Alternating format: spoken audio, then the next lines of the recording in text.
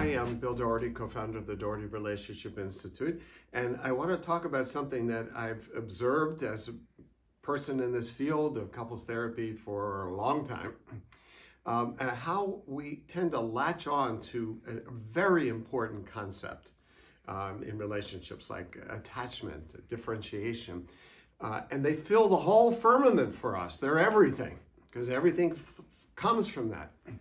And that's never been my orientation. I've always been sort of like, I think it's more complicated than one.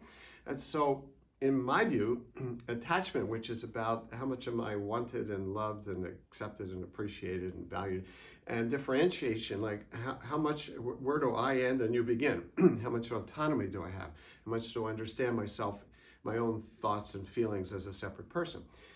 It seems to me these are clearly both necessary for a healthy relationship. And yet there's also a limitation of both of those concepts as they've emerged in the field. And that is they tend to lack a cultural lens. And that is attachment plays out, differentiation plays out in a cultural context. So how much am I loved? How much am I appreciated in an individualistic, psychological Western culture? How much am I known? How much can I share of my deeper inner self, my idiosyncratic thoughts and feelings? That's intimacy, attachment and intimacy.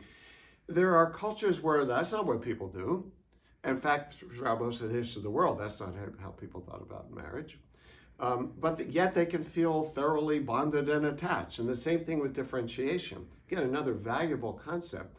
But it's also culturally bound, because autonomy, a strong emphasis on autonomy, is a Western value.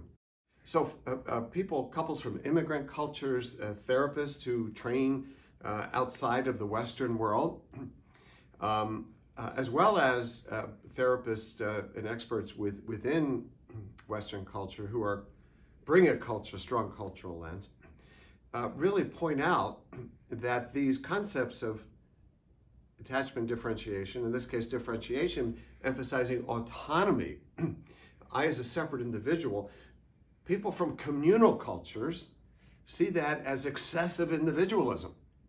Whereas I might say, no, it's just healthy, it's being a healthy person. So my point is two. One is that both attachment and differentiation are crucial to healthy couple relationships, and they have to be viewed within a cultural framework, a cultural lens.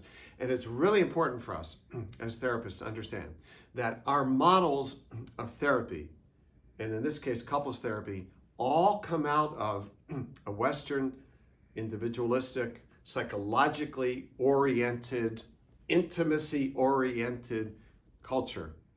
And that we ought to be very careful about how we apply these very important concepts to people from other cultures, so that we approach them with humility about how our concepts work for them.